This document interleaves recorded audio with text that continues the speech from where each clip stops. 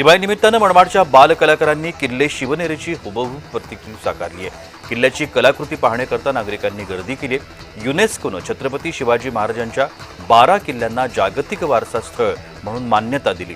त्यात शिवनेरी किल्ल्याचा देखील समावेश आहे।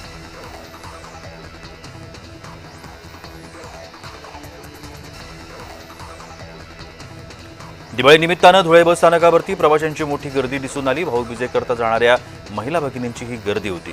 दिवाळी सणाच्या पार्श्वभूमीवरती राज्य परिवहन महामंडळाच्या धुळे विभागाच्या वतीनं विशेष जादा गाड्यांची सोय करण्यात आली।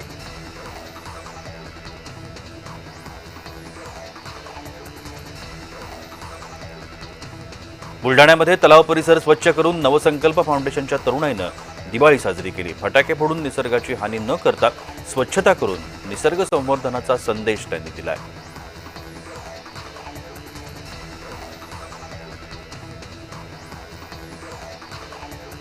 नांदेडच्या बांधाघाट या ठिकाणी गोदावरी नदीच्या काठावर दिवाळी पहाट कार्यक्रमाचं आयोजन करण्यात आलं होतं।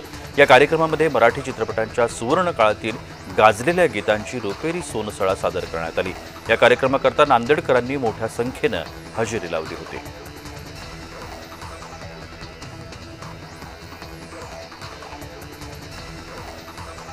नाशिकच्या नांदगाव या ठिकाणी ओंकार सामाजिक आणि सांस्कृतिक मंडळाच्या वतीनं पाडवा पहाट या कार्यक्रमाचं आयोजन करण्यात आलं होतं। नांदगावमध्ये पहाटेच्या गारव्यामध्ये शास्त्रीय उपशास्त्रीय गाण्यांची ही मैफिल रंगवली गेली।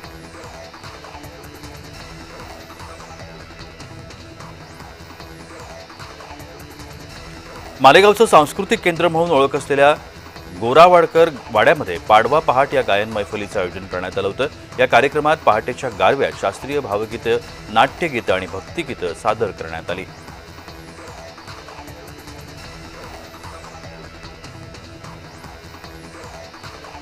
कोल्हापूर जिल्ह्यातील आजरा तालुक्यातील निगुंडगे या गावामध्ये बसवेश्वर यात्रा मोठ्या प्रमाणात पार पडली।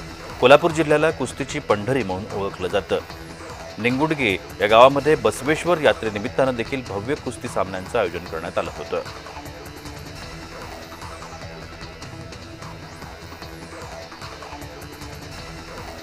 चिपळूण शहर आणि परिसरामध्ये अचानक सरीचा पाऊस सुरू झाला। विजांचा कडकडाट आणि जोरदार वादळी वाऱ्यासह पावसानं हजेरी लावल्यानं वातावरणामध्ये गारवा पसरला होता।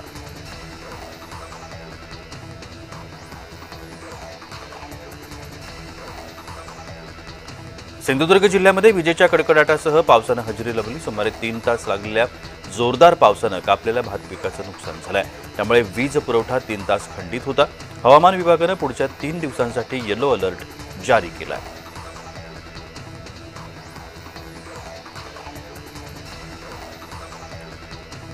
परतीच्या पावसामुळे रायगडमधील भात पिकाचं मोठं नुकसान झालंय। शेतामध्ये कापून ठेवलेलं भाताचं पीक पावसात भिजल्यानं ते वाया गेलंय। याशिवाय पुढचे 4 दिवस राज्यात जोरदार पावसाची शक्यता हवामान खात्यानं वर्तवली आहे। कापणी लांबणीवर पडण्याची शक्यता।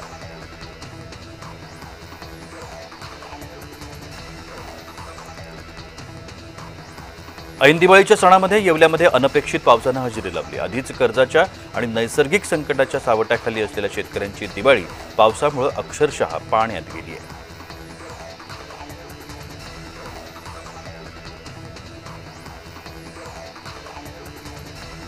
जळगाव शहरामध्ये परतीच्या पावसानं हजेरी लावली। अचानक आलेल्या पावसामुळे अनेकांची चांगलीच तारांब उडाली। वादळी वाऱ्यासह झालेल्या पावसामुळे शेती पिकाचंही नुकसान होण्याची भीती व्यक्त केली जाते।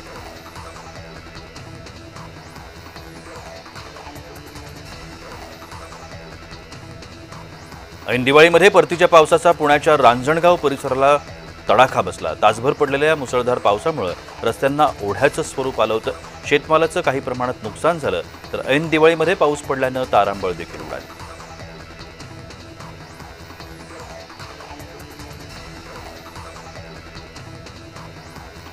गोंदिया शहरातील मुख्य बाजार परिसरामध्ये असलेल्या इसरका या मार्केटमध्ये जीर्ण दुमजली इमारत कोसळली। बब्बू अग्रवाल यांची दुमजली इमारत ही जीर्ण झाली होती। सुदैवानं कोणतीही जीवितहानी झाली नाही, मात्र इमारतीजवळच्या ठेवलेल्या दुचाकी आणि सायकलींचं मात्र नुकसान झालं।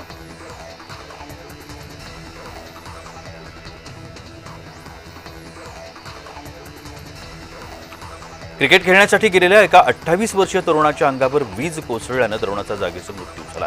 शेख अल्ताफ असं या तरुणाचं नाव आहे। या घटनेनं परिसरामध्ये हळहळ व्यक्त होतीये।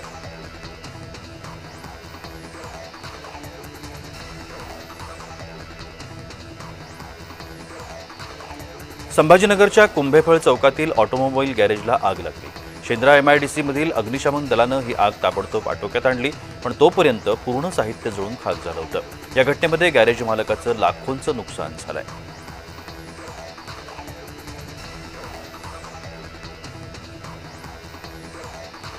छत्रपती संभाजीनगरमध्ये दिवाळीच्या बाजाराला पैसे नसल्यानं शेतकऱ्यांना विष प्राशन करून आपलं जीवन संपवलंय. 8 लाखांचं कर्ज असल्यानं हा शेतकरी चिंतेमध्ये होता.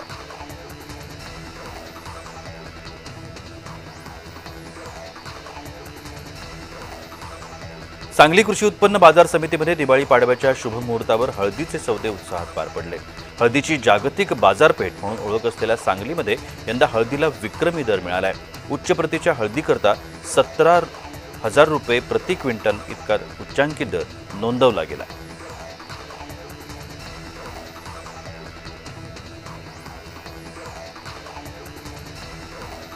दिवाळी झेंडूच्या फुलांना चांगला भाव मिळेल अशी अपेक्षा शेतकऱ्यांना होती, मात्र फुलांची आवक वाढल्यानं वाशिममध्ये मातीमोल भाव मिळतोय.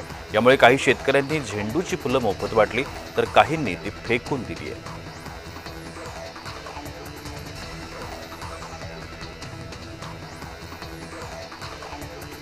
अमरावतीच्या मेळघाटमधील आदिवासी मजुरांना रोजगार हमी योजनेतील 5 महिन्यांचं वेतन मिळालं नाहीये. त्यामुळे आदिवासी मजुरांची दिवाळी अंधारात जाते.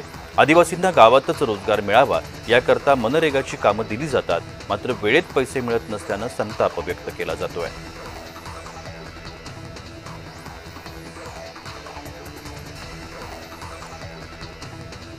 संत्रा उत्पादक शेतकऱ्याकडून शासनाच्या निष्क्रिय धोरणाविरोधात संत्रा फांदी दहन करून संताप व्यक्त. संत्रा फुलं आणि फळं पूर्णपणे गळून पडल्यानं फळबाग शेतकरी संकटात आहेत. यातच सरकारनं जाहीर केलेली 32,500 रुपयांची मदत अद्याप मिळाली नाहीये. त्यामुळे शेतकऱ्यांनी झाडांना आग लावून संत्रा फांदी दहन केली आहे.